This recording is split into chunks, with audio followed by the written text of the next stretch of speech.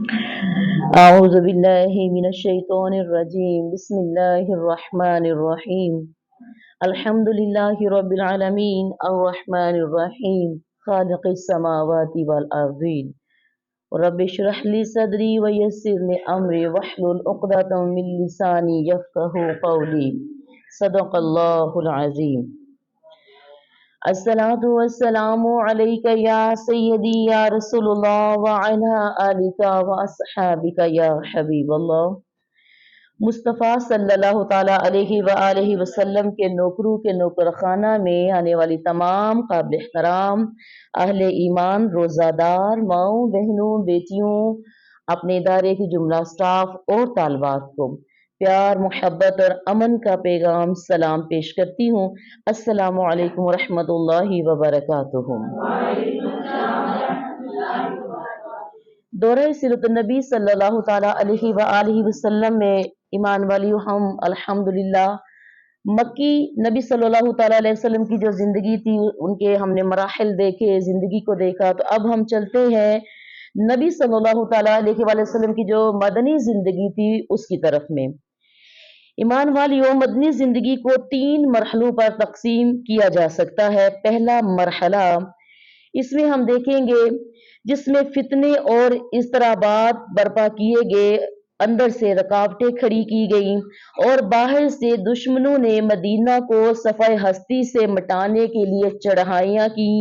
یہ مرحلہ صلح حدیبیہ ذی القعدہ سن 6 ہجری پر ختم ہو جاتا ہے۔ دوسرا مرحلہ جس میں ہم دیکھیں گے بت پرست قیادت کے ساتھ صلح ہوئی، یہ فتح مکہ رمضان سن 8 ہجری پر منتہا ہوتا ہے۔ یہی مرحلہ شاہان عالم کو دعوت دین پیش کرنے کا بھی مرحلہ ہے۔ تیسرا مرحلہ میں ہم کیا دیکھتے ہیں کہ جس میں خلقت اللہ کے دین میں فوج در فوج داخل ہوئی۔ یہی مرحلہ مدینہ میں قوموں اور قبیلوں کے وفود کی آمد کا بھی مرحلہ ہے۔ یہ مرحلہ رسول اللہ صلی اللہ تعالیٰ علیہ وآلہ وسلم کی حیات مبارکہ کے آخر تک یہ محیط ہے۔ تو آئیے پہلے مرحلے کی طرف چلتے ہیں اور دیکھتے ہیں کہ پہلا مرحلہ کیا معاملات لیے ہوئے ہے۔ ایمان والیوں، ہجرت کے وقت جو مدینے کے حالات تھے دیکھتے ہیں کیا ہے۔ ایمان والیوں، ہجرت کا مطلب صرف یہ نہیں تھا کہ فتنے اور تمسخر کا نشانہ بننے سے نجات حاصل کر لی جائے، بلکہ اس میں یہ مفہوم بھی شامل تھا کہ ایک پرامن علاقے کے اندر ایک نئے معاشرے کی تشکیل میں تعاون کیا جائے۔ اسی لیے ہر صاحب استطاعت مسلمان پر فرض قرار پایا تھا کہ اس وطن جدید کی تعمیر میں حصہ لیں اور اس کی پختگی، حفاظت اور رفعت شان میں اپنی کوشش صرف کریں۔ ایمان والیوں، یہ بات تو قطعی طور پر معلوم ہے کہ رسول اللہ صلی اللہ تعالیٰ علیہ وآلہ وسلم ہی اس معاشرے کی تشکیل کے امام، قائد اور رہنما تھے، اور کسی نزاع کے بغیر سارے معاملات کی باغ دوڑ بھی آپ صلی اللہ تعالیٰ علیہ وآلہ وسلم کے ہاتھ مبارک میں تھی۔ ایمان والیوں، مدینہ میں رسول اللہ صلی اللہ تعالیٰ علیہ وآلہ وسلم کو 3 طرح کی قوموں سے سابقہ درپیش تھا، جن میں سے ہر ایک کے حالات دوسرے کے حالات سے بالکل جدا تھے، اور ہر ایک قوم کے تعلق سے کچھ خصوصی مسائل تھے اور دوسری قوم کے مسائل سے مختلف بھی تھے۔ یہ تینوں اقوام حسب ذیل تھی۔ اس میں پہلی جو قسم کے تھے، آپ صلی اللہ تعالیٰ علیہ وآلہ وسلم کے پاک باز صحابہ اکرام رضی اللہ عنہم اجمعین کی منتخب اور ممتاز جماعت تھی۔ دوسرا، مدینے کے قدیم اور اصلی قبائل سے تعلق رکھنے والے مشرکین جو اب تک ایمان نہیں لائے تھے، اور تیسرے جو تھے وہ یہود تھے۔ اب آگے چلتے ہیں اور دیکھتے ہیں کہ نئے معاشرے کی تشکیل میں نبی صلی اللہ تعالیٰ علیہ وآلہ وسلم نے کیا حکمت اختیار کی۔ ایمان والیوں، رسول اللہ صلی اللہ تعالیٰ علیہ وآلہ وسلم نے مدینے میں بنو نجار کے یہاں حضرت ایوب انصاری رضی اللہ تعالیٰ عنہ کے مکان کے سامنے نزول فرمایا تھا اور اسی وقت فرمایا تھا کہ انشاءاللہ تعالیٰ یہی منزل ہوگی۔ پھر آپ صلی اللہ تعالیٰ علیہ وآلہ وسلم حضرت ابو ایوب انصاری رضی اللہ تعالیٰ عنہ کے گھر منتقل ہو گئے۔ اس کے بعد نبی صلی اللہ تعالیٰ علیہ وآلہ وسلم نے جو پہلا قدم اٹھایا تھا کہ آپ صلی اللہ تعالیٰ علیہ وآلہ وسلم مسجد نبوی کی تعمیر شروع کی اور اس کے لیے وہی جگہ منتخب کی جہاں آپ صلی اللہ تعالیٰ علیہ وآلہ وسلم کی اونٹنی بیٹھی تھی۔ ایمان والیوں، اس زمین کے مالک 2 یتیم بچے تھے۔ آپ صلی اللہ تعالیٰ علیہ وآلہ وسلم نے ان سے یہ زمین قیمتاً خریدی اور بنفس نفیس مسجد کی تعمیر میں شریک ہو گئے۔ جس طرح رسول اللہ صلی اللہ تعالیٰ علیہ وآلہ وسلم نے مسجد نبوی کی تعمیر کا اہتمام فرما کر باہمی اجتماع اور میل و محبت کے ایک مرکز کو وجود بخشا، اسی طرح آپ صلی اللہ تعالیٰ علیہ وآلہ وسلم نے تاریخ انسانی کا ایک اور نہایت تابناک کارنامہ انجام دیا جسے مہاجرین و انصار کے درمیان مواخات اور بھائی چارے کے عمل کا نام دیا گیا تھا۔ ایمان والیوں،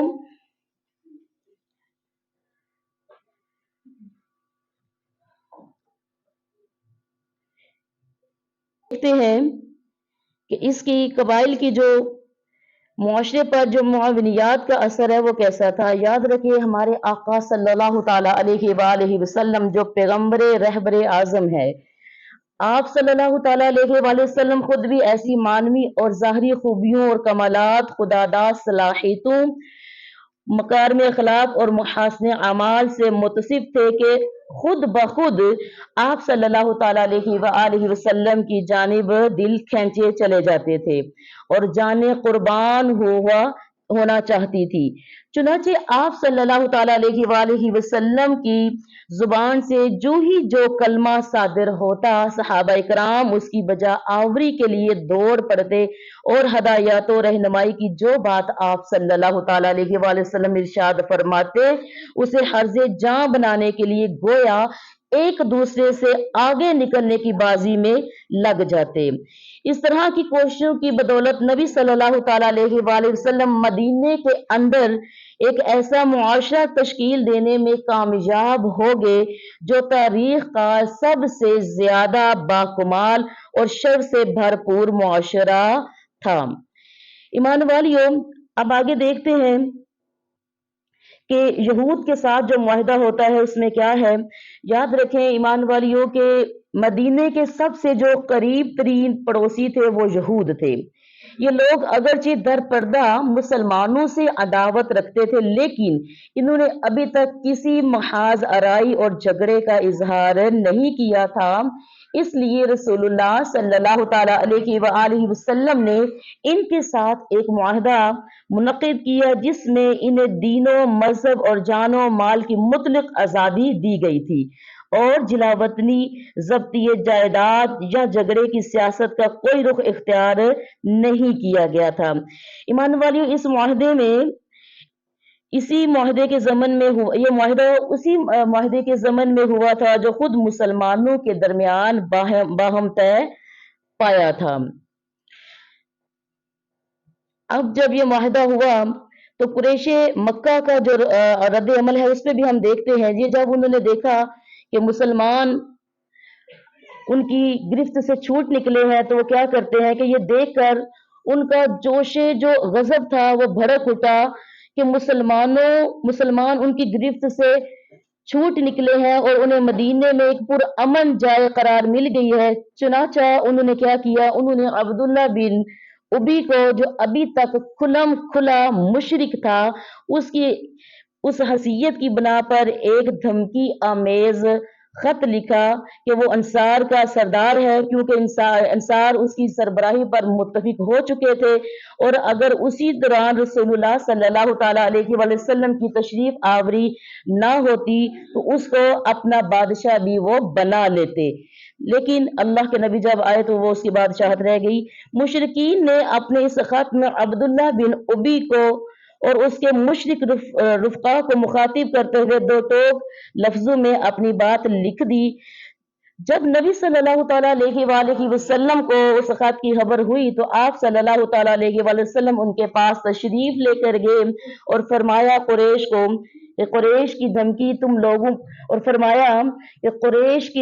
تم لوگوں پر بہت گہرا اثر کر گئی ہے۔ تم خود اپنے آپ کو جتنا نقصان پہنچا دینا چاہتے ہو، قریش اس سے زیادہ تم کو نقصان نہیں پہنچا سکتے تھے۔ تم اپنے بیٹوں اور بھائیوں سے خود ہی لڑنا چاہتے ہو۔ نبی صلی اللہ تعالیٰ علیہ وآلہ وسلم کی یہ بات سن کر وہ لوگ بکھر گئے، لہٰذا انہوں نے نبی صلی اللہ تعالیٰ علیہ وسلم کی اس بات کو سنا اور سمجھا۔ اس کے بعد ایمان والیوں مسلمانوں پر مسجد حرام کا جو دروازہ ہے وہ بند کیے جانے کا اعلان بھی کر دیا گیا، یعنی ایک اور زیادتی مسلمانوں کے ساتھ کہ وہ مسجد حرام میں داخل نہیں ہو سکتے۔ بہرحال آگے دیکھتے ہیں، پھر قریش نے مسلمانوں کو کہلا بھیجا کہ تم مغرور نہ ہونا کہ مکہ میں صاف بچ کر نکل آئے ہو، ہم یثرب ہی پہنچ کر تمہارا ستیہ ناش کر دیتے ہیں۔ یہ دھمکی دی تھی مہاجرین کو، قریش نے یہ دھمکی دی تھی۔ اور ایمان والی یہ محض دھمکی نہ تھی بلکہ رسول اللہ صلی اللہ تعالیٰ علیہ وآلہ وسلم کو اتنے موقدہ طریقے پر قریش کی چالوں اور برے ارادوں کا علم ہو گیا تھا کہ آپ یا تو جاگ کر رات گزارتے تھے یا صحابہ کرام کے پہرے میں سوتے تھے۔ اس کے بعد میں ان پرخطر جو حالات تھے، اس میں مدینہ میں مسلمانوں کے وجود کے لیے جو چیلنج بنے ہوئے تھے اور جن سے عیاں تھا کہ قریش کسی طرح ہوش کے ناخن نہیں لے گا اور اپنے تمرد سے باز آنے کے لیے تیار نہیں، تو اللہ سبحانہ و تعالیٰ نے مسلمانوں کو جنگ کی اجازت فرما دی لیکن اسے فرض قرار نہیں دیا۔ اس موقع پر اللہ سبحانہ و تعالیٰ کا جو ارشاد نازل ہوا وہ یہ تھا، ترجمہ: جن لوگوں سے جنگ کی جا رہی ہے انہیں بھی جنگ کی اجازت دی گئی کیونکہ وہ مظلوم ہے اور یقیناً اللہ کی مدد قادر ہے۔ ایمان والیوں، پھر اس آیت کے ضمن میں مزید چند آیتیں بھی نازل ہوئی جس میں یہ بتایا گیا کہ یہ اجازت محض جنگ برائے جنگ کے طور پر نہیں ہے بلکہ اس سے مقصود باطل کے خاتمے اور اللہ کے شعائر کا قیام ہے۔ ایمان والیوں، جنگ بدر سے پہلے کئی سریے اور غزوے ہوئے، ان میں سے کسی میں بھی لوٹ مار اور قتل و غارت کی نوبت نہیں آئی جب تک کہ مشرکین نے قرظ بن جابر قہری کی قیادت میں ایسا نہیں کیا۔ اس لیے اس کی ابتدا بھی مشرکین ہی کی جانب سے ہوئی جبکہ اس سے پہلے بھی وہ طرح طرح کی ستمرانیوں کا ارتکاب کر چکے تھے۔